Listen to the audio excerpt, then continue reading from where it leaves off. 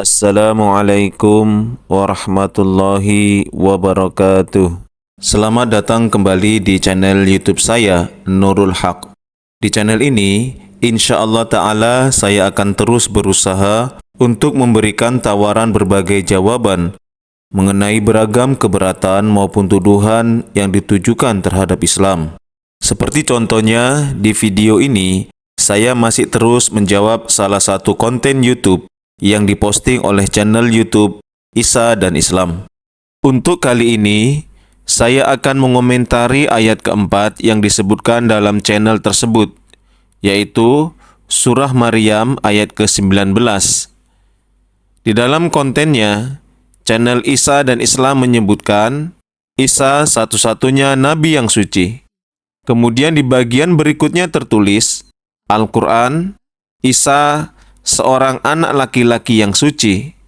Al-Quran surah ke-19 ayat ke-19. Untuk bagian keempat ini saja, saya memastikan setidaknya ada dua kesalahan yang dilakukan channel Isa dan Islam. Pertama, di dalam surah Maryam ayat ke-19 tersebut, tidak ada ayatnya yang berbunyi Isa satu-satunya nabi yang suci, baik dalam nas Al-Quran maupun terjemahannya. Silahkan para penyimak video ini dapat melihat secara langsung bunyi ayatnya. Qala innama ana rasulu rabbiki li'ahaba laki ghulaman zakiyya. Artinya, malaikat menjawab, sesungguhnya aku hanyalah seorang utusan dari Tuhan engkau, supaya aku memberikan menurut wahyu kepada engkau seorang anak laki-laki. Kesalahan kedua, dengan menambahkan sebutan satu-satunya nabi yang suci, tentunya pernyataan ini sangat menyesatkan bagi siapa saja yang menyimaknya, terutama bagi mereka yang tidak memahami dan enggan untuk menelusuri sumber aslinya. Karena dengan ungkapan demikian, terkesan bahwa semua nabi-nabi tidak ada yang suci, kecuali Nabi Isa alaihissalam saja. Padahal, menurut ajaran Al-Quran, semua nabi-nabi Allah Ta'ala merupakan seorang manusia yang luhur budi pekertinya, suci jiwanya, serta tidak berdosa. Begini ayat Al-Qur'annya dalam surah Al-Anbiya ayat ke-27. لا يسبقونه بالقول وهم بأمره يعملون. Arti ayatnya adalah mereka tidak mendahuluinya dalam bicara dan mereka hanya melaksanakan perintahnya. Berdasarkan ayat-ayat sebelumnya, maka makna kata mereka yang terdapat dalam ayat tersebut tertuju kepada para nabi Allah Ta'ala, di mana dalam ayat tersebut dijelaskan bahwa Nabi Allah Ta'ala selalu menjaga segala sikap dan perbuatannya, bahkan dalam hal bicara sekalipun. Ini menunjukkan bagaimana mereka selalu berada dalam bimbingan dan perlindungan Allah Ta'ala dari segala perbuatan yang menjurus kepada dosa. Ayat ini membuktikan kemaksuman atau kesucian para nabi Allah Ta'ala. Allah Ta'ala sengaja mengutus para nabi kepada umat manusia supaya menjadi teladan bagi umatnya, juga menjadi contoh nyata dalam mengaplikasikan ajaran-ajaran kitab sucinya. Jika seorang nabi tidak dapat melaksanakan maksud tersebut, lantas bagaimana dengan keadaan akhlak serta kerohanian umatnya? Kemana lagi umatnya akan mencari sosok suri toladan bagi mereka? Menurut Al-Quran surah Al-An'am atau surah ke-6 ayat ke-124 disebutkan bahwa para nabi adalah pribadi-pribadi yang dipilih oleh Allah Ta'ala. Ayatnya berbunyi, وَإِذَا جَاءَتْهُمْ آيَةٌ قَالُوا لَن نُّؤْمِنَ حَتَّى نُؤْتَى مِثْلَ مَا أُوتِيَ رُسُلُ اللَّهِ الله أعلم حيث يجعل رسالته سيصيب الذين أجرموا صغار عند الله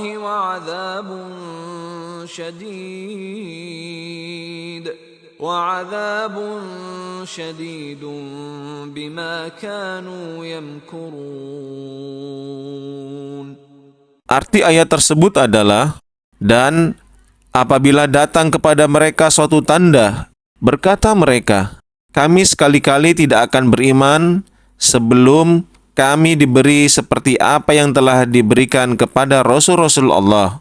Allah Ta'ala Maha mengetahui di mana Dia akan menempatkan risalahnya. Akan ditimpakan kehinaan kepada orang-orang yang berdosa di sisi Allah Ta'ala, dan azab yang keras disebabkan mereka telah mengerjakan tipu daya.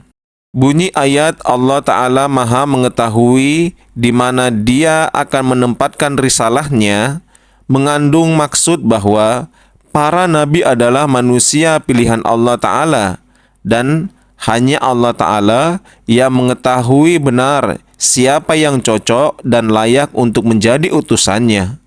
Dengan demikian, tidaklah mungkin Allah Ta'ala telah memilih seseorang yang berakhlak buruk untuk menjadi pembimbing manusia. Oleh karena itu, Al-Quran tidak setuju dengan beberapa kisah yang terekam di dalam Alkitab mengenai cerita beberapa nabi yang melakukan perbuatan keji dan penuh dosa. Misalnya, Nabi Daud diceritakan berzina dengan istri Uriah dalam kitab 2 Samuel pasal 11 ayat ke-3 sampai ayat ke-5. Ayat Alkitab ini dibantah oleh Al-Quran di dalam surah yang ke-38 ayat ke-25. Alkitab menyebutkan bahwa Nabi Sulaiman telah berbuat syirik dengan menyembah berhala. Kitab 1 Raja-Raja pasal 11 ayat 4 sampai dengan ayat 5. Ajaran ini dibantah oleh Al-Quran dengan menyebutkannya di dalam surah Al-Baqarah, yaitu surah kedua ayat ke-102. Alkitab menceritakan bahwa Nabi Harun memerintahkan kaumnya supaya menyembah patung. Kitab Keluaran pasal 32 ayat 4. Ajaran ini kemudian dibantah oleh Al-Quran dalam surat Toha, surah ke-20 ayat 90 sampai 94.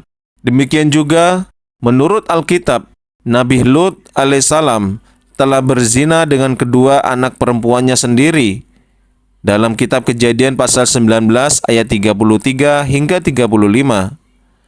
Mengenai cerita ini, Al-Quran memberikan sanggahan melalui surah Al-Ankabut, yaitu surah ke-29 ayat 28 sampai 32. Dalam ayat Al-Quran ini, Nabi Daud disebutkan mengecam perbuatan keji kaumnya, dan malaikat menyelamatkan Nabi Daud dari azab atas perbuatan keji umatnya. Jika, na'udzubillah, Nabi Daud melakukan perbuatan keji juga, maka tentunya beliau tidak akan mengecam perbuatan keji kaumnya, serta akan termasuk yang diazab karena tidak mungkin malaikat salah sasaran. Dari poin-poin di atas dijelaskan bagaimana Al-Quran membela kehormatan para nabi Allah yang diceritakan buruk oleh Alkitab. Para penyimak video ini dapat membayangkan bagaimana status serta kehormatan para nabi Allah jika Al-Quran tidak diturunkan. Bagaimana seorang yang suci dan menjadi teladan manusia telah diyakini melakukan perbuatan yang sangat keji. Dalam kehidupan sehari-hari kita mungkin temukan beberapa orang yang meskipun dia telah melakukan berbagai kejahatan, namun untuk berbuat zina dengan putrinya sendiri, dia tidak akan pernah lakukan itu. Lantas mengapa Alkitab dengan berani menimpakan hal keji tersebut terhadap seorang wujud suci sekelas Nabi seperti Nabi Lut alaihissalam?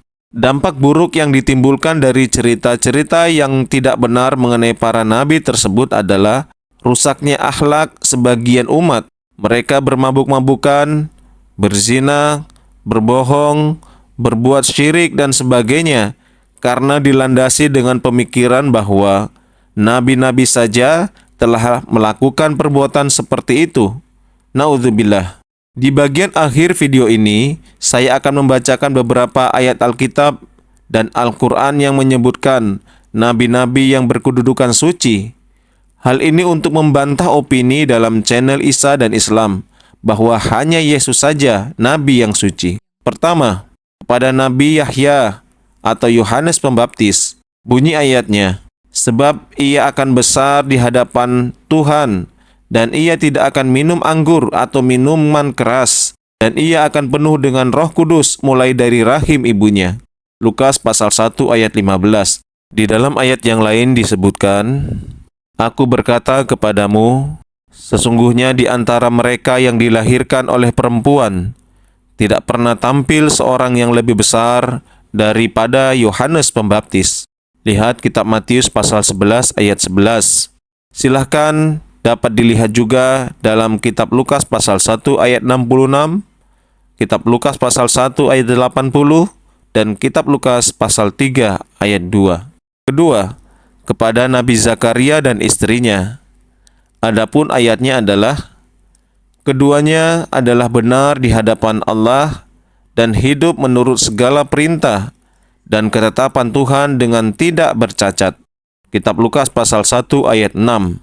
Kata-kata tidak bercacat menunjukkan bahwa Nabi Zakaria beserta istrinya seorang yang suci. Ketiga, Nabi Muhammad SAW di dalam beberapa ayat Al-Quran disebutkan bukan saja berkedudukan suci, bahkan beliau SAW disebutkan sebagai yang mensucikan orang lain. Misalnya, di dalam surah Al-Jumu'ah, ayat yang kedua disebutkan, Dialah yang telah membangkitkan di tengah-tengah bangsa yang buta huruf seorang Rasul dari antara mereka yang membacakan kepada mereka tanda-tandanya dan mensucikan mereka, dan mengajarkan kepada mereka kitab dan hikmah, walaupun sebelumnya mereka berada dalam kesesatan yang nyata.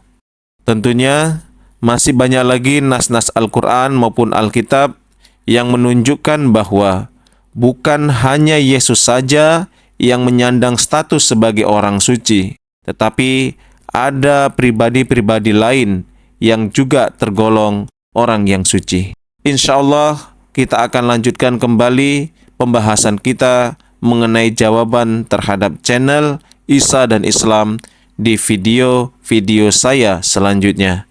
Assalamualaikum warahmatullahi wabarakatuh.